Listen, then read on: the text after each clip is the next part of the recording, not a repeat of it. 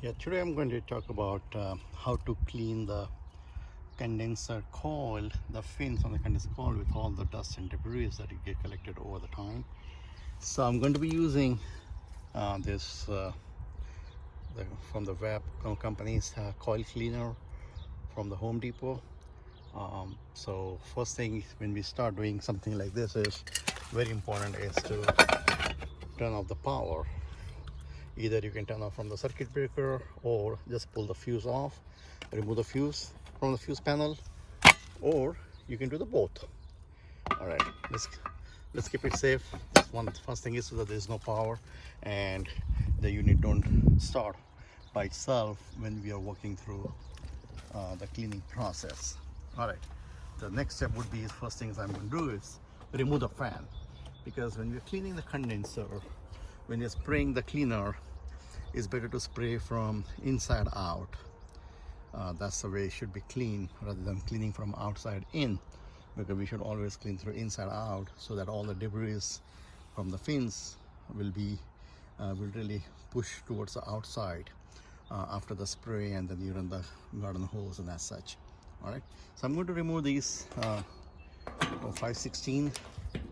I'm going to remove them, all of them, like 1, 2, 3, 4, 5, 6 of them. That will pull the fan off, and then also I'll disconnect the fan from the electrical connections, and then we'll take it from there. So after removing all the 516s from the fan, which is connected to the body, you can see that these all the electrical connections for the fan is coming through the electrical box. It's right over there, which is from the outside. It's right here. So all of these electrical connections, I'm going to unhook the electrical connection from here and take the fan out. But prior to do that, I can see a lot of cobwebs and dust around here in this section as well as on the fins area. So I'm going to vacuum this thoroughly prior to spraying the cleaner. Okay.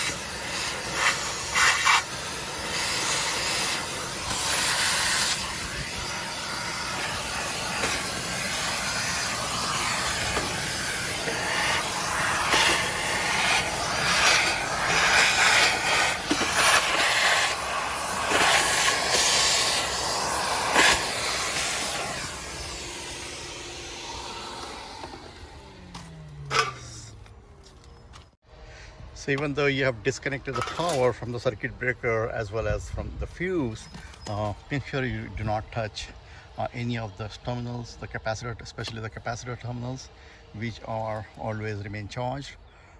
Even though there is no power coming in, but they remain charged. So better to short them. This is how I short them usually. So just running a screwdriver against 2 terminals, and so that the metal to metal contact between 2 terminals will really make sure that any charge on the capacitor is released. So do not touch capacitor until you discharge it. So the 3 wires coming from the fan are brown, purple and black. These are the 3 coming from wire. The other 3 is coming from the compressor, but we are only focusing on the wires coming from the fan. So these 3 coming from the fan. So I can see that here the black one, this is hot, which is connected to the contactor, and other 2, purple and brown, is connected to the capacitor. So I'm going to remove from the capacitor these 2, and then 1 black from the from the contactor, and that's how I can fish the wire out of this housing, and that I can pull the fan out with that. Okay, after fishing out the fan wires, so the fan is absolutely loose and is completely out. Now it makes a lot easier to clean the compressor, sorry, the fin, the coils.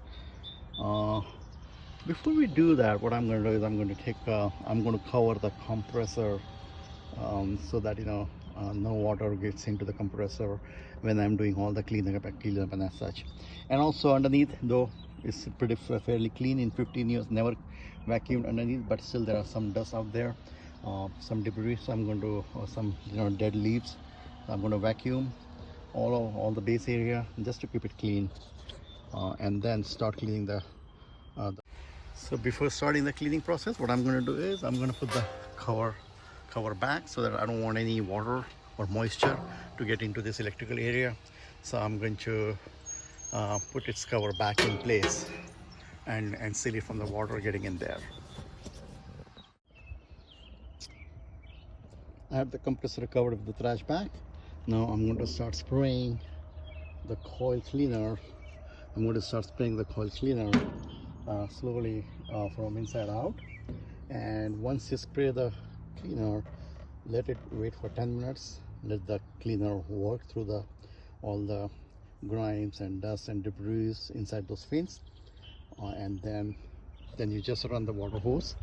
Make sure when you're during the entire process, make sure you're not touching the fins or using some heavy metal stuff so touching the fins, because you don't want to damage the fins. You just want to be very gentle with the fins. I'm going to start spraying. I'm going to go from top to bottom.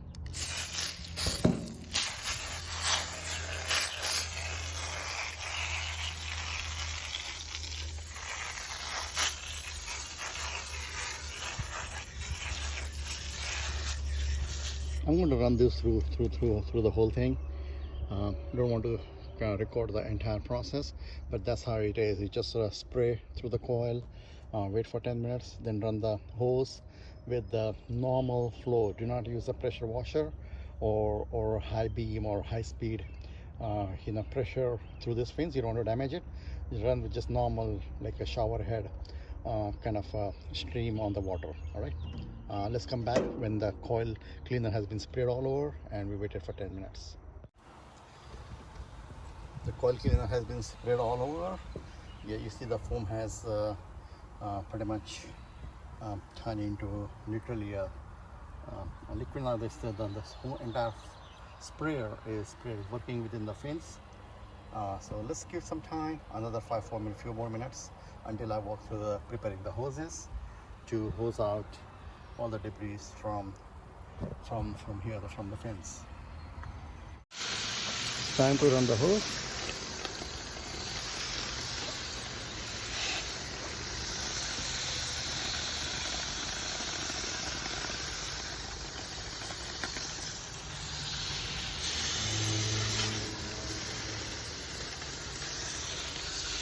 Just run the hose throughout the entire cleaner, and then once you're done from inside out, then I would suggest run the hose from outside as well, just to remove any of the debris that's still left in there. It won't hurt to run from outside after you're running from inside out. Okay, so coil has been hosed down completely. Now you can certainly see the outside light is visible from inside, and it's really clean, really thoroughly. You can see all over, really transparent fins. You can see the outside light. So that's how good this coil cleaner does the work. So all right, this is worth an effort. It took me about an hour in total, including doing vacuuming and removing the fan and everything. But now all I have to do is I'm going to let it dry. Today weather is really nice here in Pennsylvania, probably in mid 75, so mid 70s, so that's like 75. So definitely this is something I don't expect air conditioning to be turning on anytime today, not until in next day or two. That was the reason I picked today's date, because I knew air conditioning is not needed at home because of the temperature is so mild. That's why I chose today to work on this, so that inside the temperature still remain pleasant.